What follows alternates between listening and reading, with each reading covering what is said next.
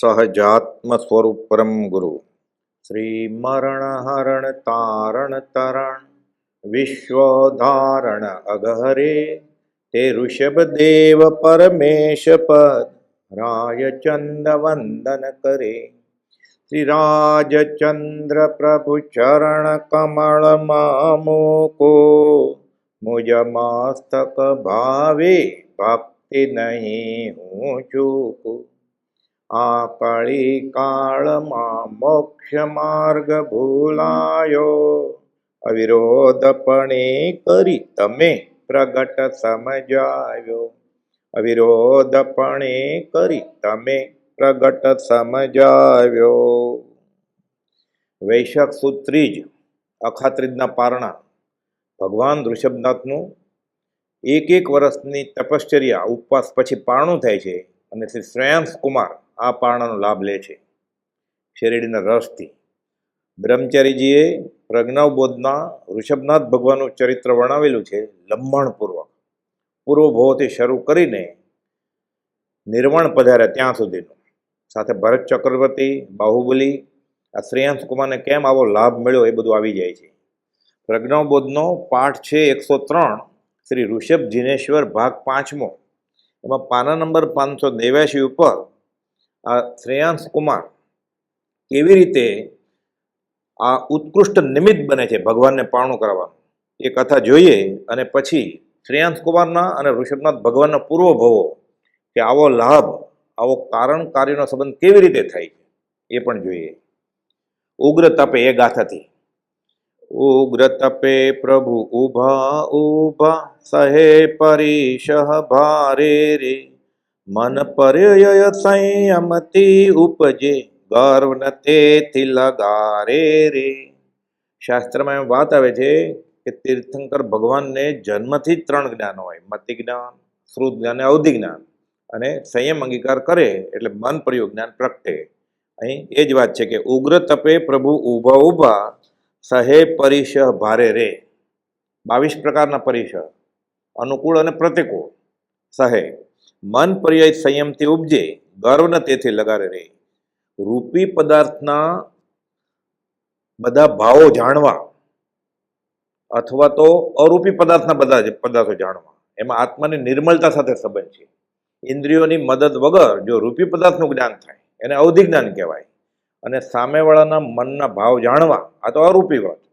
આ આત્મા નિર્મળ બને ત્યારે મન પ્રયોગ જ્ઞાન પ્રગટે ને ત્યારે જાણી શકે. એટલે કહે છે કે મન પર્યાય સંયમથી ઉપજે, સંયમ અંગીકાર કર્યો એટલે મન પ્રયોગ જ્ઞાન પ્રગટ્યું, ગર્વ ન તેથી લગારે રે. અને પરમ કૃપાળુદેવને તો સાવ ભર યુવા વયથી સામેવાળાના મનના ભાવ કહી દેતા. સેંકડો પ્રસંગો તારીખ, સ્થળ અને વાર સાથે બન્યા છે. એટલે આપણે જેને 12થી દીક્ષા કહીએ છીએ અને ભાવ સંયમની જે વાત છે, નગ્ન ભાવ, મુંડ ભાવ, સહ અસ્નાનતા ભાવની વાત છે. એ કૃપાળુદેવને જન્મથી જ હતું, આકરો વૈરાગ્ય. એટલે કૃપાળુદેવને મન પ્રયોગ જ્ઞાન બહુ નાની ઉંમરથી પ્રગટેલું. મન પર્યાય સંયમથી ઉપજે ગર્વ ન તેથી લગારે રે. શીત તાપ વરસાદ વીજળી વાઘ વરુ ભયકારી રે. ભૂખ તરસ નિંદ્રા આદિ હાજતો અર્ધ વર્ષ વિસારી રે.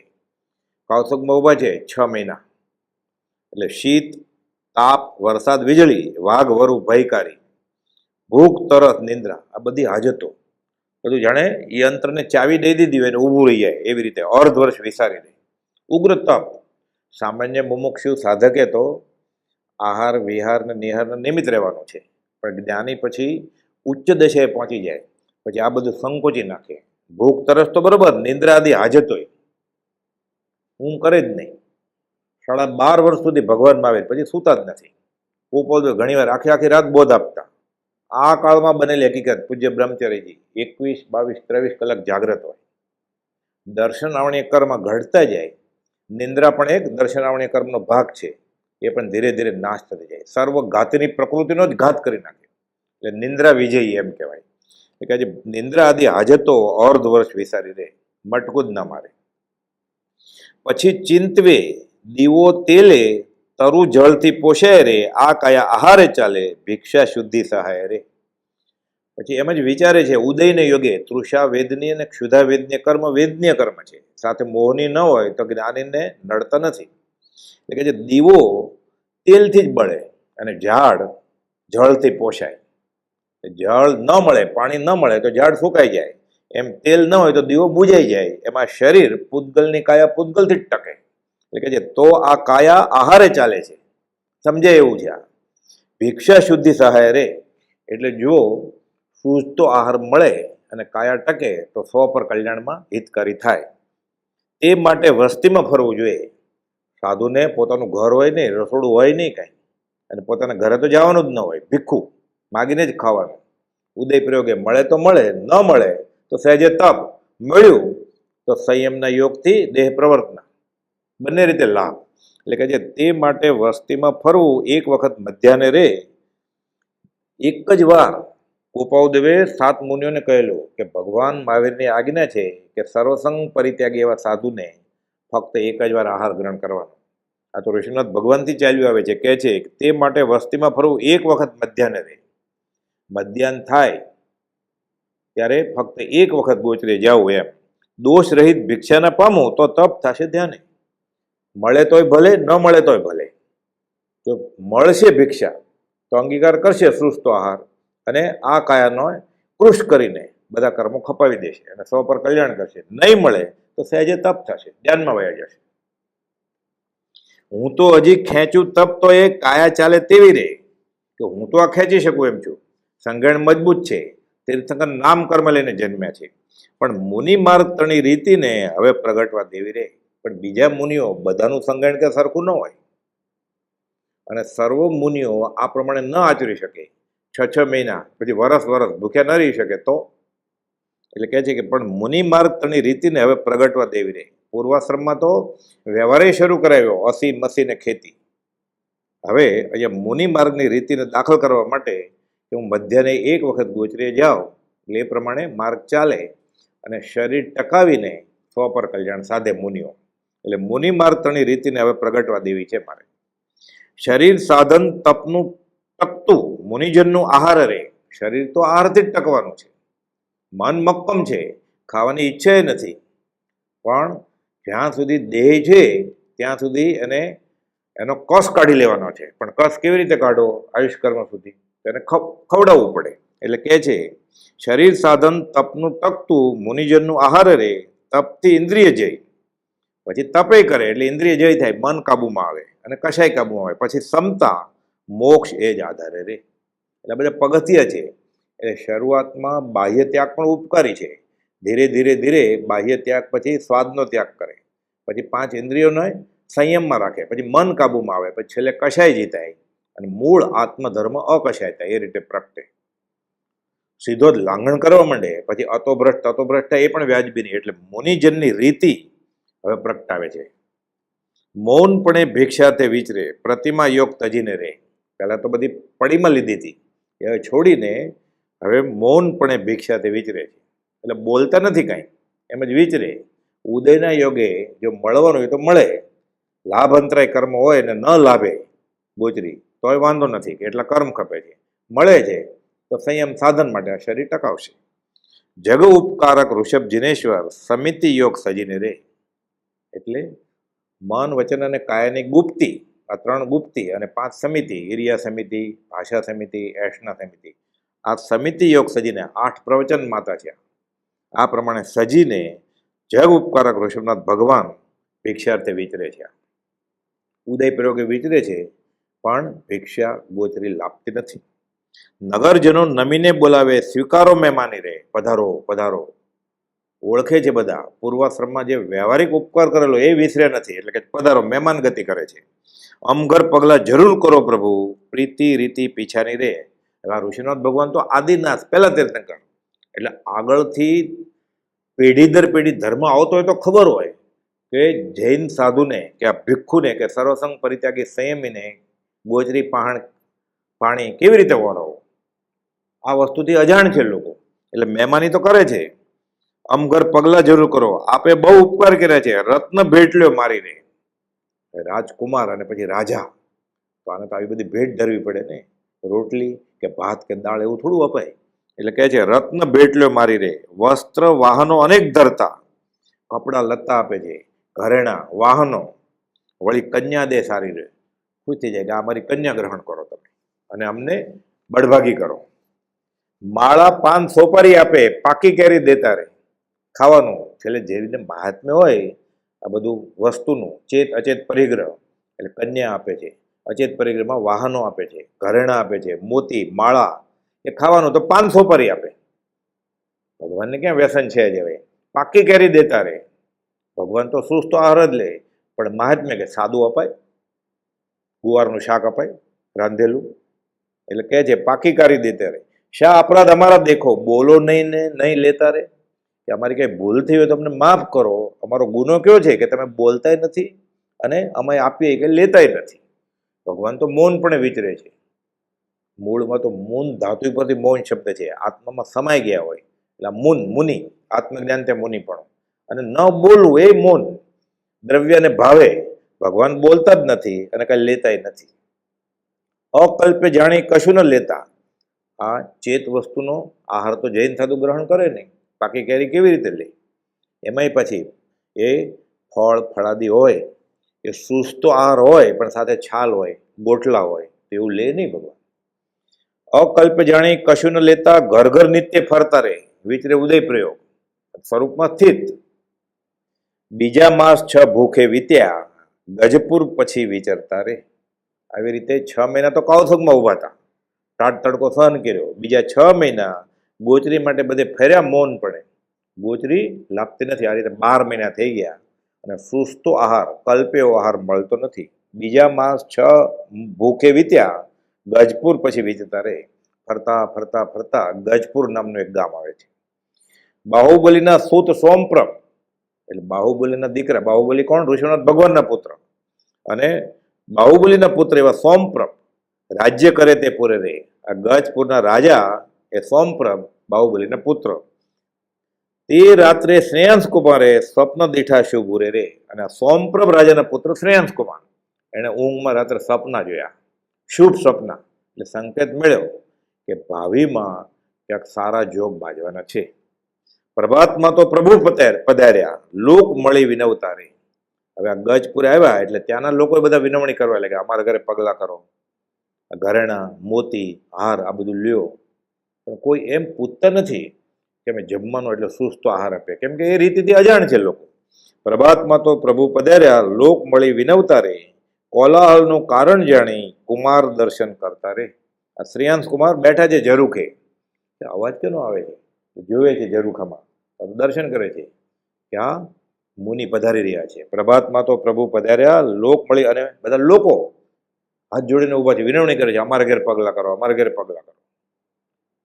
હાથમાં થાળ હોય, રત્ન હોય, ઘરેણા હોય.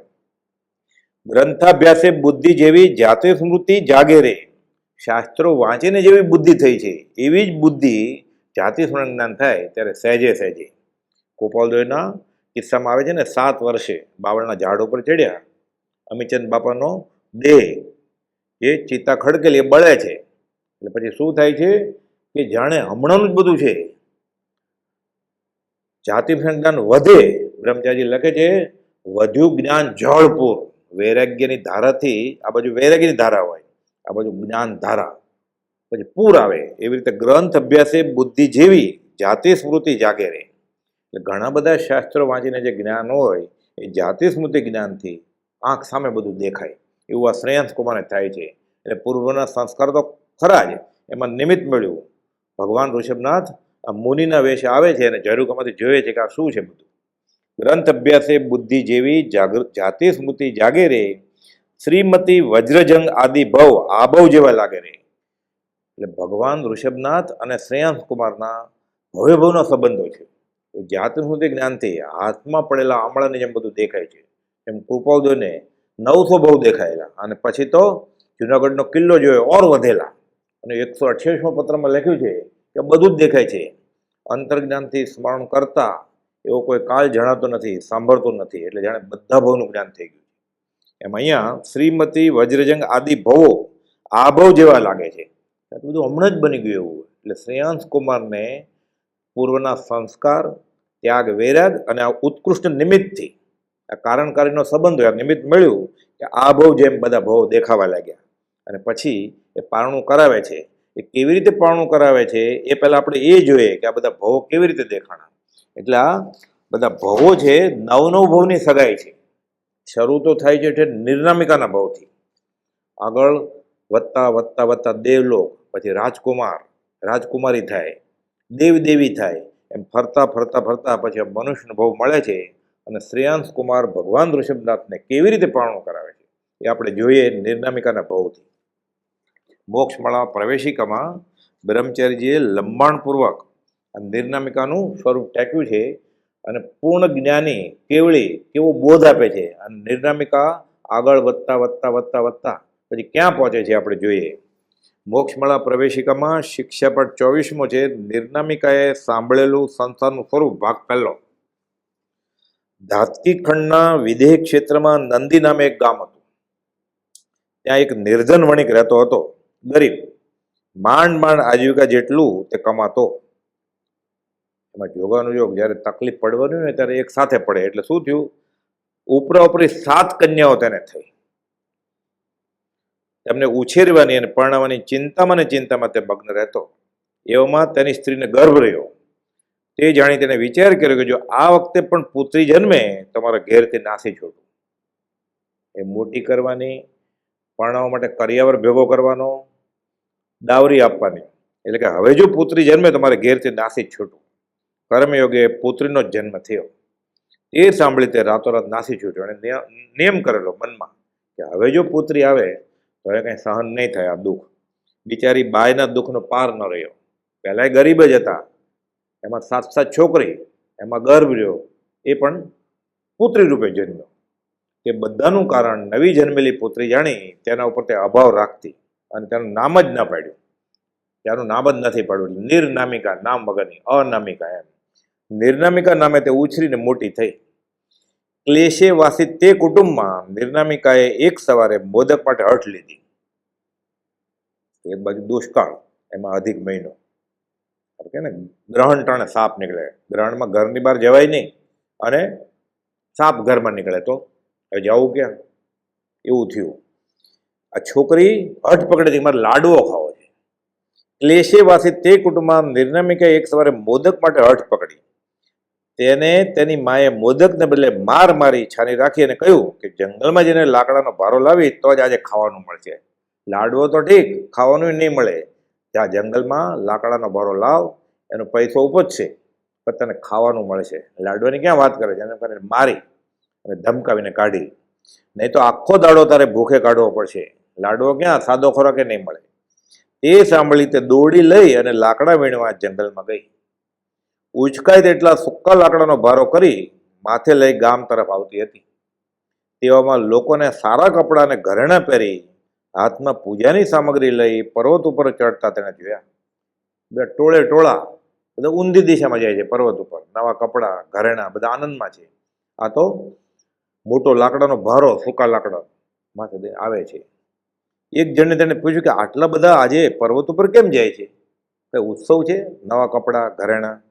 તેણે કહ્યું કે આજે કેવળી ભગવાન આ પર્વત ઉપર પધારે છે, તેથી બધા દર્શન, પૂજન, ભક્તિ, સત્સંગ અર્થે શ્રવણ કરવા જઈએ છીએ. તારે આવું છે? કોક પૂછે છે.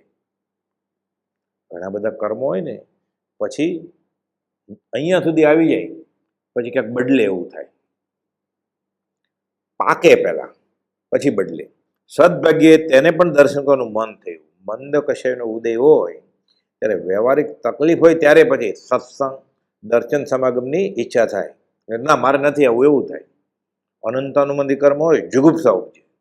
પણ અહીંયા સદભાગ્ય હતું એનું, એટલે તેને દર્શન કરવાનું મન થયું. એટલે રસ્તાની બાજુમાં લાકડાનો ભારો મૂકી રાજી થતી થતી તે પણ પર્વત ઉપર ચડવા લાગી. આવી સ્થિતિ જે છતાં એનાથી મારે ભગવાનના દર્શન તો થશે બધા સાથે, એટલે રાજી થાય છે.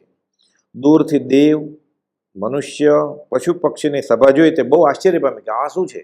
સમોવસરણ, પશુ પક્ષી, દેવ દેવી, મનુષ્ય, બધા સાધુ સાધ્વી, ત્યાં આવી સભા ભરાણી છે. અને આ સમોવસરણ જોયું એટલે આશ્ચર્ય પામી. બધાની પેટે ભગવાનને પ્રદક્ષિણા દઈ વંદન કરી મનુષ્યને બેસવાની જગ્યાએ તે બેઠી. બધા જેમ નમસ્કાર કરતા હતા, પ્રદક્ષિણા કરતા હતા, એ કરવા માંડી. અને બધા બેસે ત્યાં બેસવા માંડી. એને કંઈ ખબર નથી, પણ બધા કરે છે. સર્વજીવોને આનંદદાતા પરમ દયાળુ ભગવાનનો ઉપદેશ સાંભળી જેને કંઈ શંકા હોય તે ઊભા થઈ હાથ જોડીને વિનયથી પૂછતા. તેનો ઉત્તર કેવળી ભગવાન સંભાવે આપતા. કોઈ પણ જાતની શંકા હોય એનું સમાધાન થતું. અને નિર્નામિકા બધું જોવે છે અને સાંભળે છે. તે જોઈને નિર્નામિકાને વિચાર આવ્યો કે મારા જેવી બાળાને પણ તે ઉત્તર જરૂર આપશે. ને તો એમ છે ને કે મને કોણ જવાબ આપે, કે આ બધાને જવાબ ભગવાન શાંતિથી આપે છે, તો મને આપશે. એમ જાણી તે પણ ઊભી થઈ હાથ જોડીને ભગવાનને પૂછવા લાગી કે હે ભગવાન, મારા જેવું જગતમાં કોઈ દુખિયારું હશે? સામાન્ય રીતે કોઈ પણ જીવને જ્યારે વ્યવહારિક સુખ આવે ને ત્યારે એને એમ થાય કે મારા જેવો કોઈ સુખ્યો જ નહીં, મારા જેવો કોઈ હોશિયાર નહીં. જે દુઃખ આવે ને ત્યારે એ જ જીવ બદલી જાય અને એમ થાય કે આ દુનિયામાં સૌથી કમ નસીબ, સૌથી દુઃખી હું જ.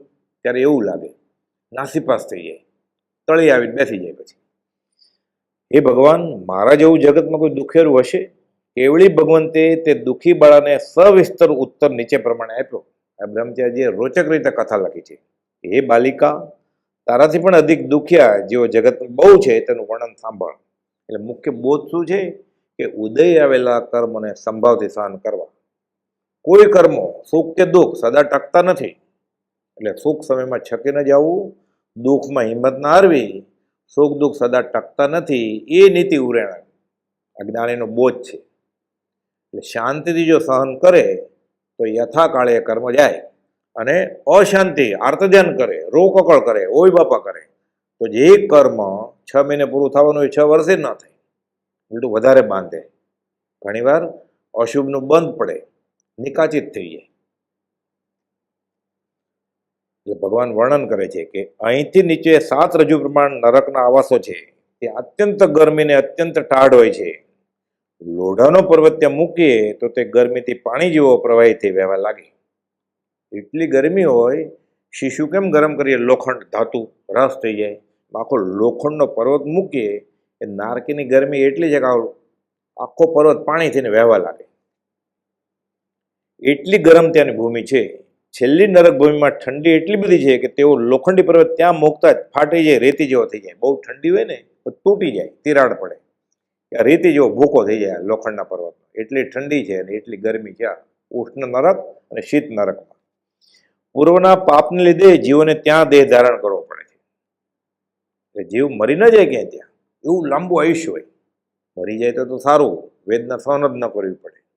એટલું લાંબુ આયુષ્ય હોય, કરોડા કરોડી સાગરો, 7મી નરકનો 33 કરોડા કરોડી સાગરો ભોગવ્યા કરે. પછી પૂર્વના પાપને લીધે જીવોને ત્યાં દેહ ધારણ કરવો પડે છે. તેમના શરીર શેરડીની પીઠે યંત્રમાં પીલાય છે, કરવતથી કપાય છે, ઉકળતા તેલમાં નાખે, શેકે, રાંધે, બાળે, લટકાવે. ખાલી વર્ણન વાંચતા રોવાડા ઊભા થઈ જાય. અને કેવળીએ જ્ઞાનીએ જ્ઞાનમાં બધું જોયું છે. આંબાનો રસ ઓગાળી તેમને પરાણે પાય છે, છતાં ત્યાંના આયુષ્ય એવા છે કે મરણ થાય નહીં અને નિરંતર દુઃખ જ ભોગવવું પડે. ચારે તરફ કોઈ બચાવે તે અર્થે જીવો નજર કરે, પણ કોણ બચાવે? એની જેવા જ બધા દુખિયારા હોય. અને પૂર્વે પાપ કર્યા તેને સંભાળી રડે. કેમ સાંભળે? ભવ પ્રત્યે અવધિજ્ઞાન હોય. એટલે પોતે અહીં શા માટે આવ્યો છે, કોની સાથે ભૂલો કરેલી, એ જીવે ત્યાં હોય એટલે ઓળખે અવધિજ્ઞાનથી. એટલે ભટકાય, એકબીજા ઝઘડો કરે, કદાચ ભૂલી જાય વેદનાને લીધે. ભૂલે જ નહીં, પણ વેદના એટલી તીવ્ર હોય કે ક્યારેક ભૂલી જાય તો પરમાધામી દેવ યાદ કરાવે. એટલે આને લીધે, ઓલી કે તારે લીધે. એટલે અહીંયા પતિ પત્ની કે મિત્ર કે ભાઈ બહેન થયા હોય કે કુટુંબીઓ થયા હોય અને હારે અભક્ષ ખાનપાન કર્યા હોય, બધા ત્યાં ભેગા થાય કે તે બનાવી આપેલું, તું લઈ ગયેલો મને હોટલમાં, તું મને પરદેશમાં લઈ ગયેલો, તે મને અભક્ષ ખવડાવેલું, અભક્ષ પીવડાવેલો. ત્યાં ચાલે નહીં. પછી કચેરીમાં એ કાજીનો નથી, હિસાબ કોડીનો. ત્યાં સમયના લેખા લેવાય. પછી પોપાબાઈનું રાજ નથી. પૂર્વે પાપ કર્યા તે સંભાળીને રડે, આક્રંદ કરે, પણ ત્યાં કોઈ દયા લાવી તેને છોડાવે તેવો મળતો નથી. દયા કોણ કરે? સમ દુખિયા બધા હોય, એકબીજાને જ હેરાન કરતા હોય. દયા કોણ કોના ઉપર દયા કરે? અને પરમાધાવી દેવ તો મારા તરીકે ઊભા જ ત્યાં, માર આપવા માટે. મનુષ્ય ભાવમાં ધર્મ ન કર્યો તેના માટે બહુ પસ્તાય છે. આવું દુઃખ એ બાલિકા તને છે. અને એમ હતું નિર્નામિકાને કે મારા જેવું કોઈ દુખિયારું ન હોય, એટલે ભગવાન આ બધું વર્ણન કરી પૂછે, તારે આવું દુઃખ છે? તે બોલી, હે પ્રભુ, આ સાંભળી મારી કાયા કંપે છે. તમે જે આ બધી વાત કરી તેના હજારમાં ભાગ જેટલું પણ મને એ દુઃખ નથી.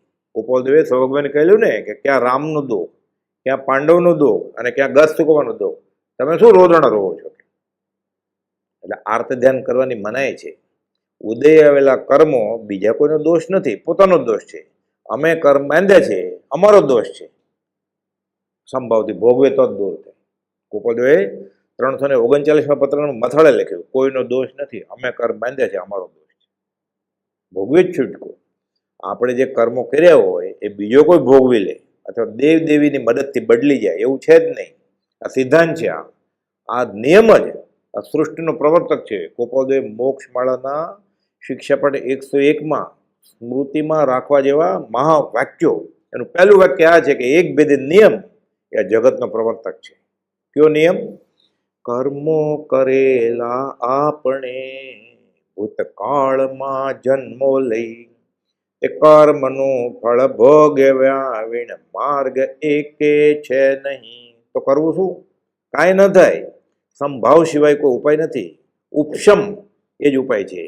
પરનું કરેલું કર્મ જો પરિણામ મુજને કરે, તો મુજ કરેલા કર્મનો અર્થ કાંઈ નહીં સરે.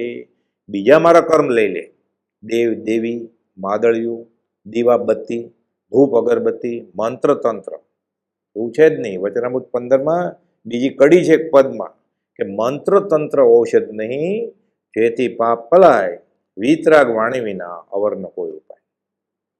એટલે સંભાવથી સહન કરે તોય કર્મની અવધિ પૂરી થશે કે જાશે.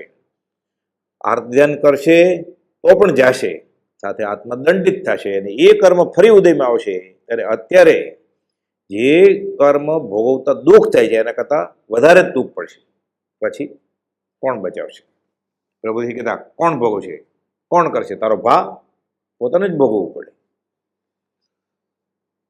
આ બાલિકા કહે છે, તેના હજારમાં ભાગ જેટલું પણ મને અહીં દુઃખ નથી નારકી કરતા. તો મને તો ખાવાનું ને ઊંઘવાનું પણ મળે છે, ખાલી મહેનત થોડી કરવી પડે છે, શ્રમ કરવો પડે છે. પછી ભગવાને કહ્યું, જનાવર જાતના દુઃખ તો તારી નજરે દેખાય છે. આંખમાં ચીપડા હોય, એ ચીપડા ખાવા જંતુ આંટા મારે. જીવડા, ગાય, ભેંસ, બળદ કાઢે કેવી રીતે? કાગડો ચાંદુ પડે વાંસા ઉપર, પીઠ ઉપર, મોટું કરતો જાય, હલાવે, કાન હલાવે, પૂંછડું હલાવે. ત્યાં કેવી રીતે કાગડાને ઉડાડે? બહુ હલે તો થોડો કાગડો ઉઠીને પાછો બેસી જાય. મરણ સુધી ચાલે આ વેદના. આ તો બધું આંખે દેખાય એવા છે કે જનાવરના દુઃખ તો તારી નજરે દેખાય એવા છે. બગલા માથલાને મોટી ચાંચથી પકડી ગળી જાય છે, ત્યારે માથલાને કેવું થતું હશે? શિકારી લોકો હરણ વગેરેને નિર્દયપણે બાણ વગેરેથી હણી તેના માંસ અને ચામડા કાઢી લઈને વેચે છે અને ખાય છે. હાથી વગેરેને પકડે છે કે મારે છે, હાડકા લઈ લે હાથી દાંત. ત્યાં તે પશુ પક્ષીઓ પરાધીનપણે કેટલું બધું દુઃખ પામે છે. પશુને પકડી નાના છોકરાને આનંદ આવે, મોટાને આનંદ આવે, એટલે ઝૂ પ્રાણી સંગ્રહાલયમાં મૂકે છે.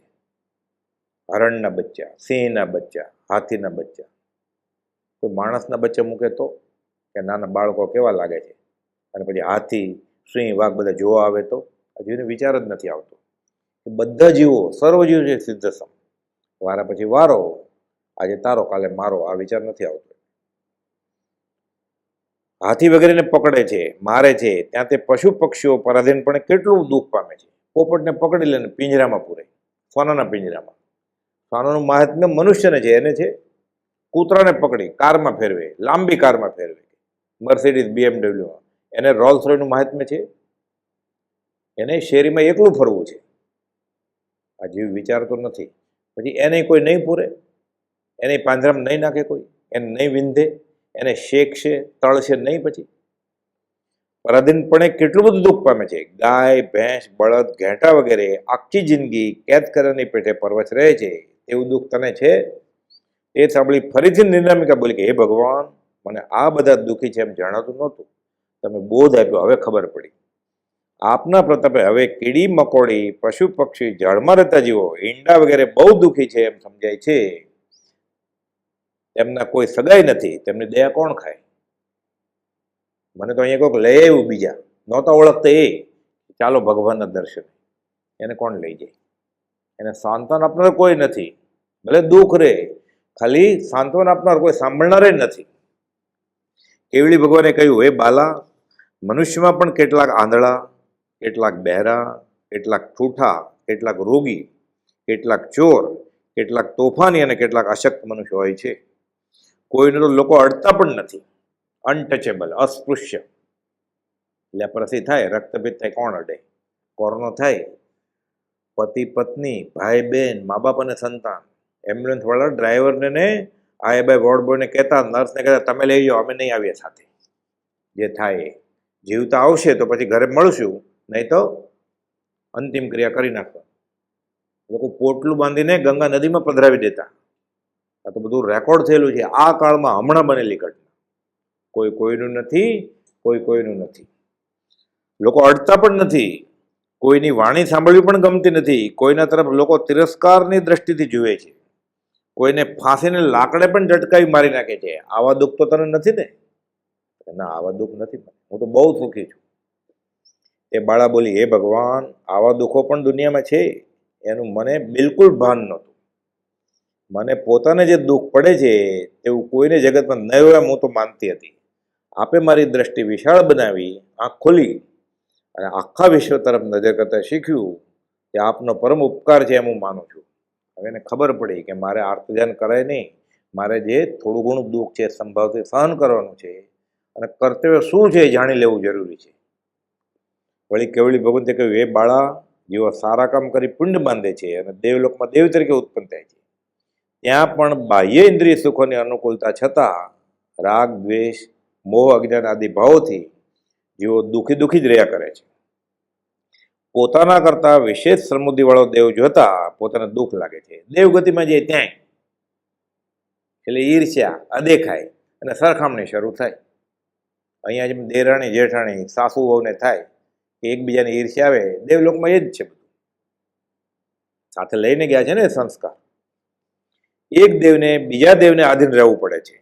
એટલે ઇન્દ્રને જરૂર પડે ત્યારે પશુનું રૂપ કોઈને ધરવું પડે. વાહન હોય ને દેવનું, એ પોતે તો વિકરી લબ્ધધારી હોય, એટલે બીજા દેવને હાથી બનાવે, ઉંદરડો બનાવે, સિંહ બનાવે, એની ઉપર બેસે ચાલે. પછી નાચવાનું કે, ઢોલકીઓ દેવ થાય, શરણાઈ વગાડવાનું કે, બેન્ડ વાજા વગાડવાનું કે, નાચવાનું કે. પશુનું રૂપ કોઈ દેવને ધરવું પડે, કોઈને વાજા વગાડનાર બનવું પડે, કોઈને સૈનિક તરીકે, કોઈને રક્ષક તરીકે બની ઇન્દ્રની સેવામાં હાજર રહેવાનું હોય છે. ન હાજર રહે, ન માને તો વજ્ર ફેંકે. કોઈ દેવો તો અત્યંત જેવા છે, સૌ હલકી કોમના, તો હલકું કામ કરવું પડે. તેમને મોટા દેવોની સભામાં કોઈને બોલવા પણ દેતા નથી. ત્યાં ઊભું રહેવાનું છેલ્લી લાઈનમાં, વોચમેન તરીકે. જ્યારે દેવનું આયુષ્ય પૂરું થવા આવે ત્યારે 6 માસ પહેલા તેને ખબર પડે. કેવી રીતે ખબર પડે? તેની પુષ્પમાળા કરમાય ગળાની, તેનું તેજ ઓછું તો જાય, ત્યાંના કલ્પવૃક્ષ પણ ઝાંખા લાગે. એ આદિ નિશાનો ઉપરથી તે વિચારતા પોતાનું આયુષ્ય અલ્પ છે એમ જાણે કે હવે આ જગ્યા ભાડાની છે, ખાલી કરવાની છે. ભલે 33 કરોડ સાગરો પર મળે ગ્રીવ્યકનું સુખ, કાળ ક્યારેક તો પૂરો થાય ને, શાશ્વત નથી.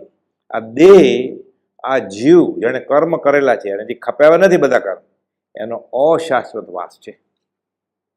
ભાડાની વેલ ઉડાડી બેલ. આ ઓનરશિપની જગ્યા નથી, લીવ લાયસન્સ છે, ખાલી કરવી જ પડે.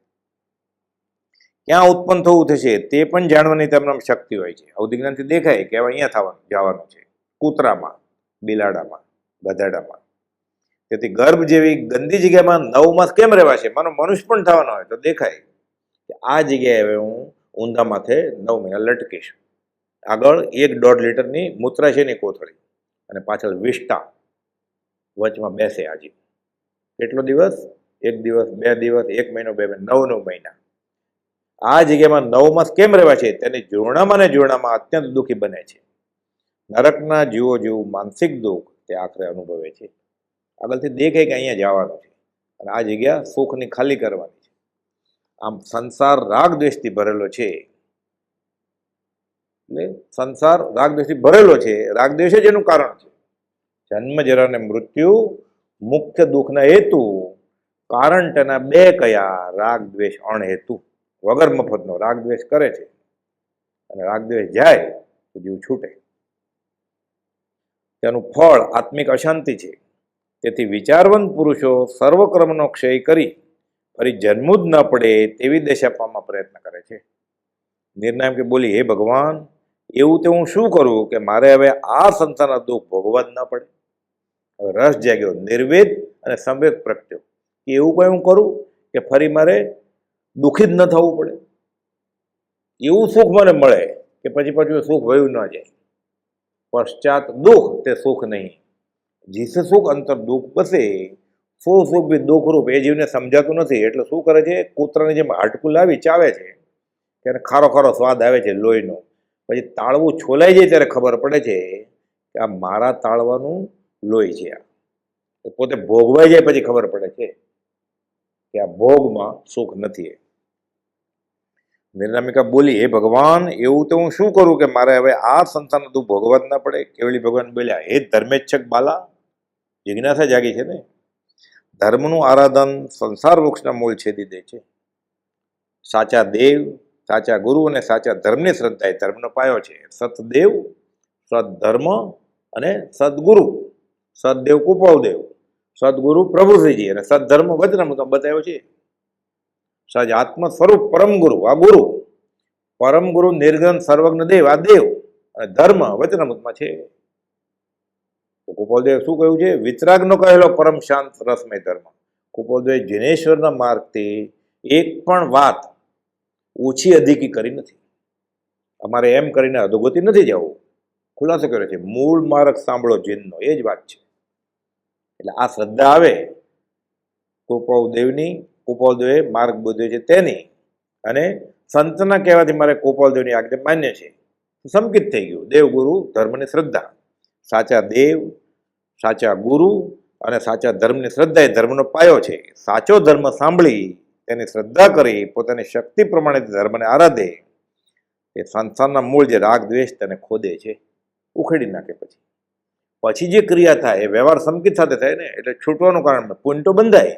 હમણાં આપણે જોશું કે નિર્નામિકાને કેવા પુણ્ય બંધાય છે, પણ આ પરંપરાએ આગળ આગળ આગળ લઈ જાય અને વ્યવહારિક પુણ્ય બાંધ્યું હોય, પુણ્ય પ્રકૃતિ એ આપણી વટાવી લીધી, થાય ભોગથી દૂર, પછી અધોગતિએ જવું પડે. તો પુણ્યની મંદિર પુણ્ય જે વ્યવહાર સંકિત સાથેની ધર્મકરણી કે સદાચાર નીતિ હોય એ જીવને ઉત્તરોત્તર સુખી કરે અને છેલ્લે સાદી અનંત અનંત સમાધિ સુખ આપે. એ બાળા બોલી, હે ભગવાન, મને આપના ઉપર અને આપે કહેલા ધર્મ ઉપર શ્રદ્ધા થઈ છે. આપ અને આપણા ઉપર એટલે દેવ અને ધર્મ શ્રદ્ધા થઈ ગઈ. તો હવે મારે કેમ પ્રવર્તવું તે બતાવો, તો હું બને તેટલો ધર્મ આરાધીશ. યથાશક્તિ, પોતાની શક્તિ ગોપવ્યા વિના. કેવળી ભગવાને તેને 12 વ્રત સમજાવ્યા. શ્રાવકના 12 વ્રત, 5 અણુવ્રત, 3 ગુણ વ્રત અને 4 શિક્ષા વ્રત. એટલે પ્રાણાતિપાત વિરમણ, મૃષાવાદ વિરમણ, અદત્તા દાન એટલે અસ્તે ચોરીનું વિરમણ એમ એટલે અસ્તે, પછી બ્રહ્મચર્ય અને પરિગ્રહ પ્રમાણ વ્રત. આ 5 અણુવ્રત છે, નાના. સર્વસંગ પરિત્યાગી સાધુને મહાવ્રત હોય. આ નાના સર્વાંગે ન પાળી શકે, ઘર ગૃહસ્થી છે એટલે. 3 ગુણ વ્રત, અનર્થ દંડ વિરમણ, દિશા પરિમાણ ગુણ વ્રત અને ભોગ ઉપભોગ પરિમાણ. જેટલું મળ્યું છે બધું ભોગવ્યા ન કરે, આ ગુણ. અને પછી 4 શિક્ષા, દંડ નહીં, શિક્ષા રૂપે કહ્યું. સામાયિક, ઔષધ, અતિથિ સંવિભાગ અને દેશાવકાશિક. એટલે દિશા પરિમાણ જે ગુણવ્રતમાં કરેલું, એમાં પછી પર્વના દિવસોમાં, પર્યુષણમાં, સમાધિ મરણના દિવસોમાં દેશાવકાશિક, એમાંય સંકોચે તો અહીંયાથી બહાર રખડીશ જ નહીં. અને અતિથિ સમવેત, કોઈ આત્મજ્ઞાની સાધુ સંત મને મળે એ ચિંતવે જમતી વખતે, તો પહેલાં હું દાન કરું, અન્નદાન, આહારદાન, અને પછી મોઢું ખુલ્લું મારું. અતિથિ સંવિભાગ એટલે 12 વ્રત છે શ્રાવકના. કેવળી ભગવાને તેને 12 વ્રત સમજાવ્યા અને તેને તે ગમ્યા. રુચિ, આ બીજ રુચિ સંકિત થાય, ગમે એટલે. તેથી તે અને આજ્ઞા પાળવી છે એટલે આજ્ઞા રુચિ સંકિત થાય. અને શ્રદ્ધા આવી ગઈ, આ સાચું છે એટલે સમ્યક શ્રદ્ધા, વ્યવહાર સંકિત થઈ ગયું. દેવગુરુ ધર્મની શ્રદ્ધા થઈ ગઈ એટલે અધ્યાત્મની મુસાફરી શરૂ થઈ ગઈ. અંતર્મુખમાં પતી જાય.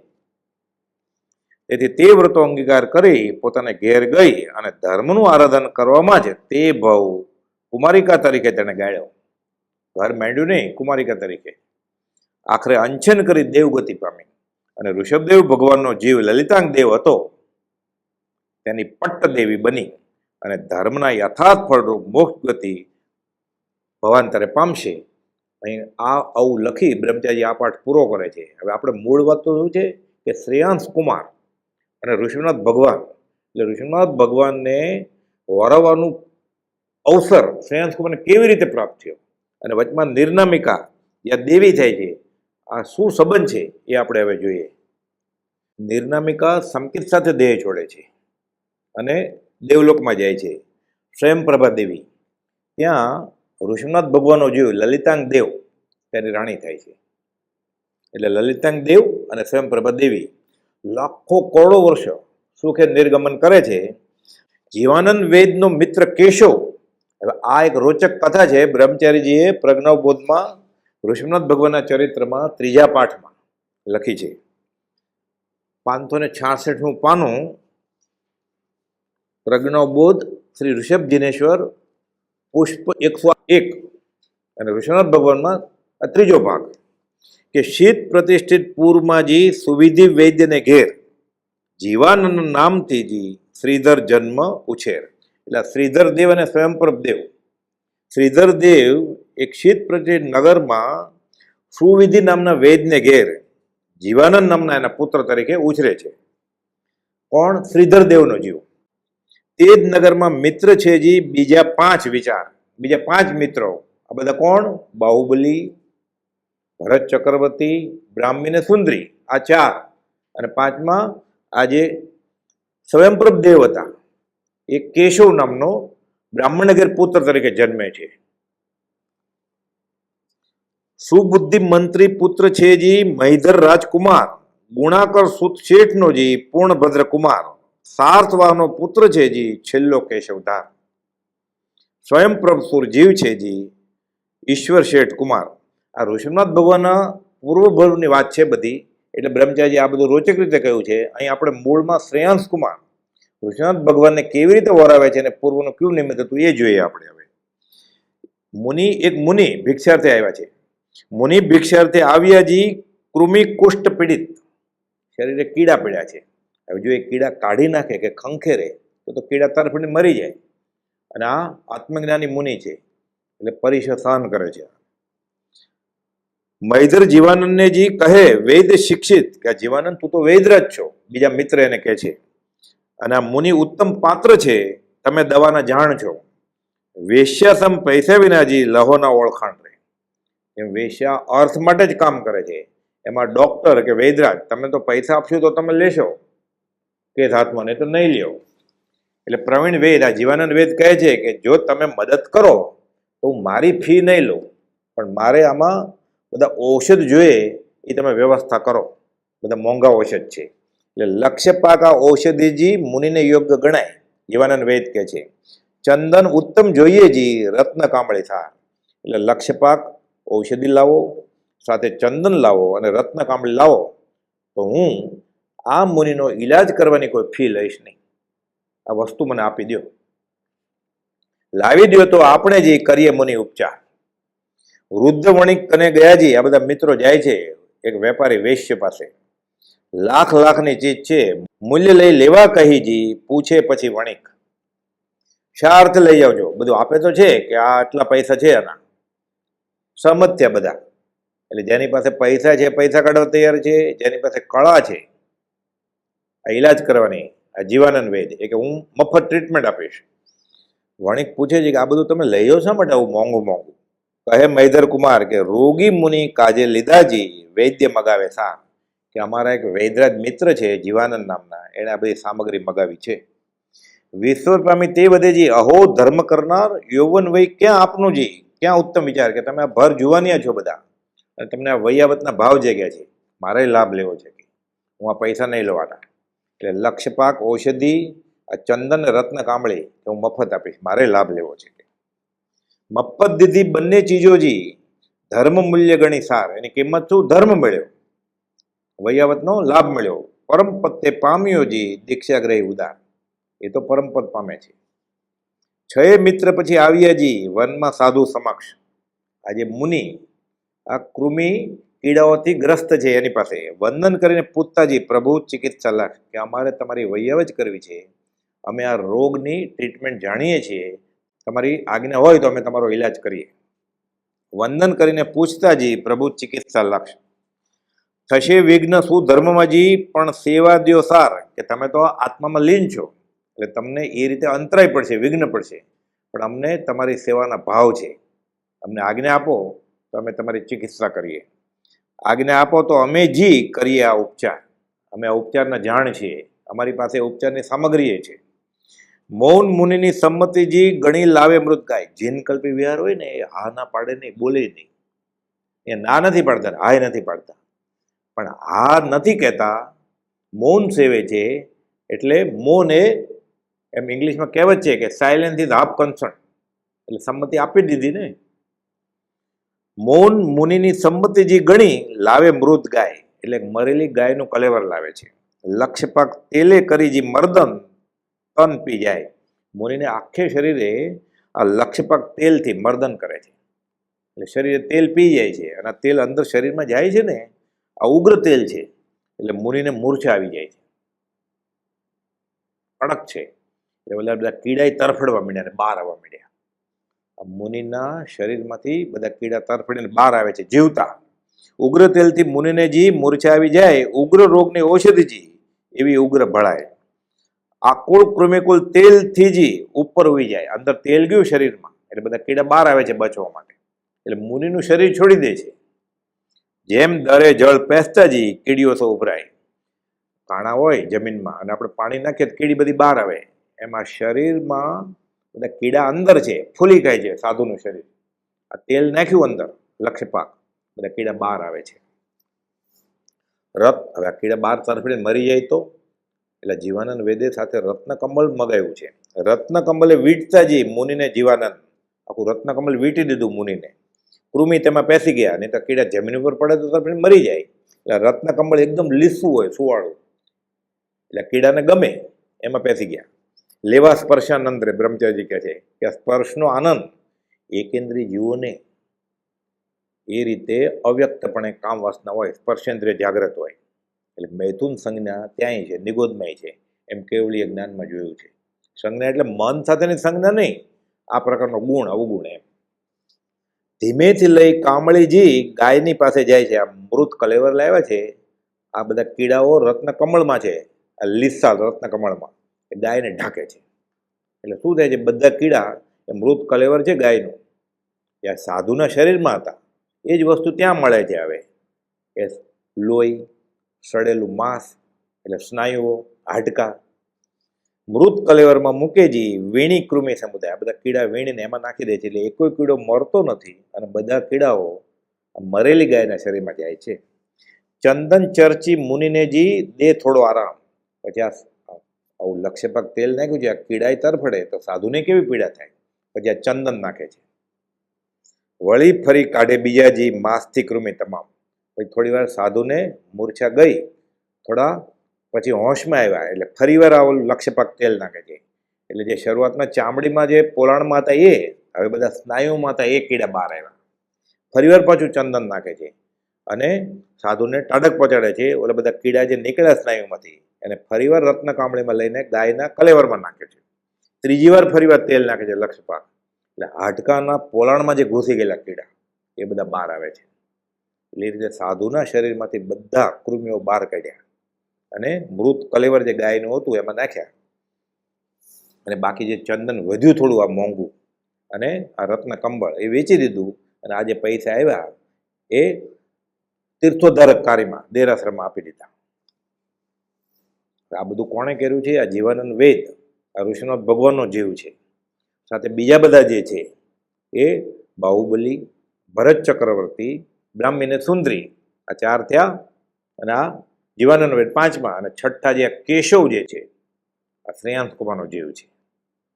એટલે એ રીતે આ જીવાનંદનો જીવ અને બીજા જે મિત્રો હતા એ બધા ઉત્કૃષ્ટ પુણ્યને લીધે દેવલોકમાં જાય છે, પછી પાછા ઉત્કૃષ્ટ મનુષ્ય ગતિ પામે છે. એ બધા ફરતા ફરતા સાથે કાલ નિમગ્ન તો કરે છે મિત્ર તરીકે, પણ પછી પૂર્વના સંસ્કારને લઈને ભગવાનની દેશનાનો લાભ પામે છે અને સર્વસંગ પરિત્યાગ કરે છે અને દેવલોકમાં જાય છે. દેવલોકમાંથી પછી હવે આ જીવાનંદનો જીવ હતો એ ઋષિનાથ ભગવાન તરીકે અવતરે છે અને કેશવ જે હતો એ શ્રેયાંશ કુમાર, એટલે કોણ? એ બાહુબલીના પુત્ર સોમપ્રભ, અને સોમપ્રભના પુત્ર શ્રેયાંશ કુમાર તરીકે જન્મે છે. ઋષિનાથ ભગવાન આ રીતે ઉદય પ્રયોગે એક વર્ષ સુધી વિચરે છે અને 6 મહિના તો કૌશિકમાં ઉભા રહ્યા. 6 મહિના પછી ગોત્રીએ નીકળ્યા, પણ કંઈ લાભ મળ્યો નહીં. છેલ્લે આ પૂર્વના ઋણાનુબંધના હિસાબે અને પૂર્વે ધર્મ આરાધન કરેલું તેના ફળ રૂપે આ શ્રેયાંશ કુમારને જાતિસ્મરણ જ્ઞાનથી આ બધું સમજાય છે, જણાય છે. અને જોગાનું જોગ એટલામાં 108 ઘડા માટલા શેરડીના રસના આવે છે અને શ્રેયાંશ કુમારે આ શેરડીના રસથી ભગવાન ઋષભને પારણું કરાવ્યું. આ વૈશાખ સુદ ત્રીજ, આ રીતે અખા ત્રીજ ઐતિહાસિક મહાત્મ્ય છે અને ત્યારથી આ વર્ષી તપના પારણનો આ દિવસ ગણાય છે અને આ રીતે પરંપરાથી આ ચાલ્યું આવે છે. સહજાત્મ સ્વરૂપ પરમ ગુરુ.